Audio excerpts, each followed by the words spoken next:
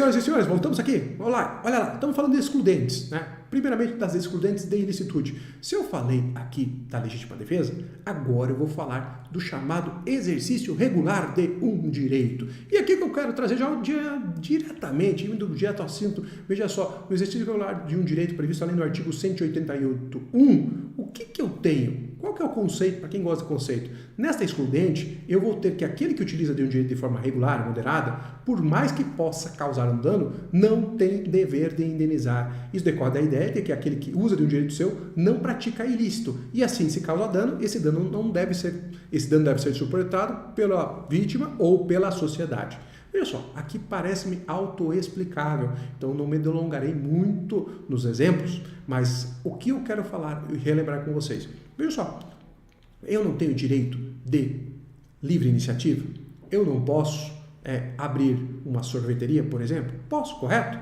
Se eu chego e escolho abrir a minha sorveteria ao lado de uma outra sorveteria que está lá há mais de 60 anos no mesmo local, o sorveteiro do meu lado, o dono dessa loja de 60 anos, ele vai ficar ameaçado? Vai. Mas ele pode proibir que eu abra a minha sorveteria do lado dele? Não, não pode. Por quê? Porque eu tenho direito à livre iniciativa. Nós vamos concorrer no mesmo mercado. Eu posso tirar clientela, ou geralmente eu não tirarei clientela dele e causarei com isso um prejuízo, uma diminuição do seu faturamento? Sim, eu farei isso. Eu abrirei essa sorveteria, eu tirarei clientes dele e diminuirei o seu faturamento. Ele terá um dano? Terá, sim, um dano. Agora, ele pode entrar com uma ação contra mim exigindo que eu pare de trabalhar ou então eu indenize esse dano? Não. Por quê? Porque eu estou exercendo regularmente um direito. Então, veja, o exercício regular de um direito parece-me que é até autoexplicável, né? Ele nem precisaria vir no código, porque se eu pratico um ato lícito, eu não estou praticando o ato ilícito, então já não tenho um dos requisitos do artigo 186, mas enfim, para que às vezes o óbvio tem que ser dito, para que eu possa ter segurança, eu acabo por dizer que nesse caso eu não tenho o dever de indenizar. Agora, um fato importante que eu vejo os advogados às vezes não conseguindo demonstrar de forma correta o seu direito e convencer o juiz, enfim, que o seu cliente... Às vezes o cliente até tem direito, mas o advogado é tão ruim que ele não consegue demonstrar ou trazer as provas e preparar as provas para demonstrar a ilegalidade do ato, e daí ele acaba esbarrando numa defesa frágil de excludente aqui de exercício regular de um direito. A diferença entre exercício regular de um direito e abuso do direito. Você lembra do abuso do direito? Pois bem, quem lá assiste minhas aulas também de obrigações, eu tenho vídeos lá, daí eu estou saindo do curso de responsabilidade civil e vou para aquele curso de obrigações e também para as aulas de obrigações que eu deixo lá disponível aos meus alunos no YouTube. Pois bem, eu falo lá do abuso do direito do artigo 187 do Código Civil. Eu posso, ao exercer o meu direito, eu posso fazer o quê? Eu posso fazer com que eu ultrapasse os limites desse próprio direito e haja contrariamente à boa-fé. Então, quando eu ajo dessa forma, eu estou praticando o quê? Um ilícito e gera, então, o dever de indenizar. E aqui eu dou um exemplo, utilizo o mesmo exemplo, tá? Vou utilizar o mesmo exemplo do abuso do direito na concorrência. Agora eu trato de saio da concorrência leal e parto para uma concorrência o quê? Desleal. Eu, então, sou o dono da sorveteria e resolvo me instalar ao lado da outra sorveteria, correto? Ele pode reclamar? Não, estou exercendo regularmente um direito. Agora, quando é que eu posso abusar do meu direito? Quando eu abro a minha sorveteria ao lado desse outro sorveteiro e começo a vender produtos de forma gritantemente abaixo do custo do serviço. Ou do custo do produto, obviamente, tá? Quando eu estou fazendo isso, quando eu estou praticando esse ato aqui, eu estou vendendo o meu produto abaixo do preço, eu estou querendo o quê? Quebrar o meu concorrente para dominar o mercado daquele meu concorrente. E aí eu saio do ato lícito e parto para o ato ilícito. Eu saio daqui da excludente de ilicitude, exercício regular de um direito, e parto para o verdadeiro abuso do direito. E daí quem acompanha as notícias, sabe que trabalha aí no direito empresarial, no direito concorrencial, sabe que existe o CAD exatamente para avaliar essas situações. Quando o CAD vai atuar, ele está geralmente sendo provocado por um abuso concorrencial, um abuso do direito. direito. Então tenho muito cuidado com essa linha tênue entre aqui o exercício regular de um direito e o abuso do direito. E aqui o que eu quero lembrar para vocês aqui, vejam só, se eu souber identificar essa diferença aqui entre o que é abuso do direito e o que é também aqui o exercício regular do direito, eu vou estar ali vendo se essa linha tênue foi atravessada em algumas situações. E eu trago casos aqui, daí eu gosto também de ter uma audiência que também trabalha lá no direito trabalhista, pode usar todo esse curso aqui para o direito trabalhista, tá? Com algumas nuances, obviamente, mas a tese, a teoria é a mesma, né, senhores? Vamos lá. O que acontece? Vejam só, dois casos que eu acho interessante. Um é de uso de polígrafo para entrevista de empregado.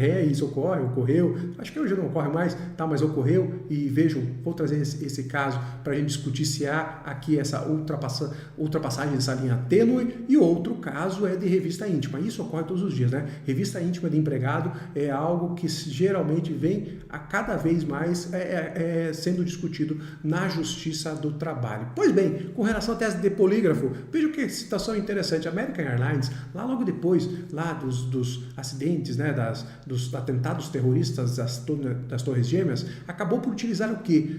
Utilizar teste de polígrafo nas suas entrevistas. O que ela fazia? Vou contratar você empregado para trabalhar para a minha empresa, que é uma empresa americana, e fazia perguntas tentando entender se aquela pessoa teria tendências de causar mal a passageiros, sejam eles americanos ou outros tipos de passageiros, mas causar mal aos Estados Unidos. E, obviamente, alguns empregados entraram com ação indenizatória falando, olha, eu me senti aqui humilhado, houve uma grave violação à minha intimidade, houve uma grave violação à minha própria dignidade, e entrar com ações indenizatórias. E a Justiça do Trabalho teve que analisar aquela situação e entendeu que ali não existia abuso do direito, mas sim um exercício limitado de direito e então um exercício regular de um direito. Aplicação prática, enfim, dessa tese, desta excludente. E houve então julgamento pela improcedência. Se alguém quiser dar uma olhada, recurso de revista 28.140, 17/2004, 5030092. Exemplo aqui de aplicação na Justiça do Trabalho de excludente denominada exercício regular do direito. Agora, outra excludente muito utilizada pelos patrões e que em alguns casos é eventualmente acolhida e em outros casos não, é a da revista íntima do empregado. Veja, existem muitas situações em que o empregado sofre a revista dos seus pertences, a revista da sua roupa e às vezes até a chamada revista íntima. E a Justiça do Trabalho, ela vai avaliar cada caso concreto para saber se eu estou exercendo o regulamento do meu direito ou se eu estou fazendo o quê? Abusando do meu direito. E aqui eu trouxe para vocês, só para vocês verem a aplicabilidade na prática, enfim, e quem quiser vai lá profundamente e analise, leia com calma esses acordos, tanto quanto eu também li. Vejam só, quando eu revisto bolsas, pastas e sacolas dos empregados de forma impessoal, sem qualquer contato corporal, não estou apalpando ninguém, né? Ou não peço para a pessoa tirar a roupa, geralmente a Justiça do Trabalho tende a entender que isso é um ato regular de direito. Eu estou fazendo uma avaliação, uma avaliação racional e proporcional, né, da utilização de determinados instrumentos para que eu pudesse proteger o meu patrimônio. E vejam só, um exemplo que eu gosto de dar para você que não acha que é chocante, que é um absurdo, que é uma loucura, enfim, imagine que você é uma empresa que faça distribuição de pedras preciosas. Então, os seus empregados manipulam pequenas pedras.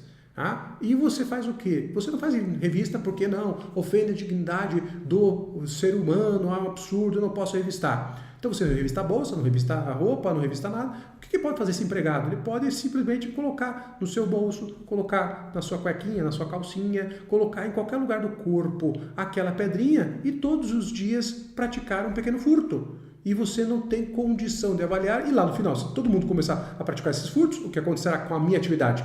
Eu quebrarei. simplesmente deixará essa atividade de existir e várias outras pessoas passarão a ser desempregadas. Então, fazendo um juízo de racionalidade e proporcionalidade, a Justiça do Trabalho fala, não, aqui em tese é possível essa revista desde que eu tenha determinados limites. Então, não se choque com esses julgamentos, tá, senhores? Agora vejam outra situação. Agora, quando eu coloco câmera em banheiro, eu procedo revista íntima, né, impondo aos empregados que eu apalpe, que eu passe a mão, que eu faça isso, que o empregado mais besta possa passar a mão numa mulher, enfim. Ou então, em alguns casos, eu mando baixar a calça, né? Aí, geralmente, a Justiça do Trabalho tem entendido que estes casos sim poderiam violar a dignidade do ser humano, a dignidade do trabalhador, e daí condenado à indenização por dano moral, e inclusive aplicado multas se for uma ação lá praticada ou ação ajuizada pelo Ministério do Trabalho. Então aqui são claros exemplos do que? Da diferença ou dessa linha tênue entre exercício regular de um direito e abuso do direito.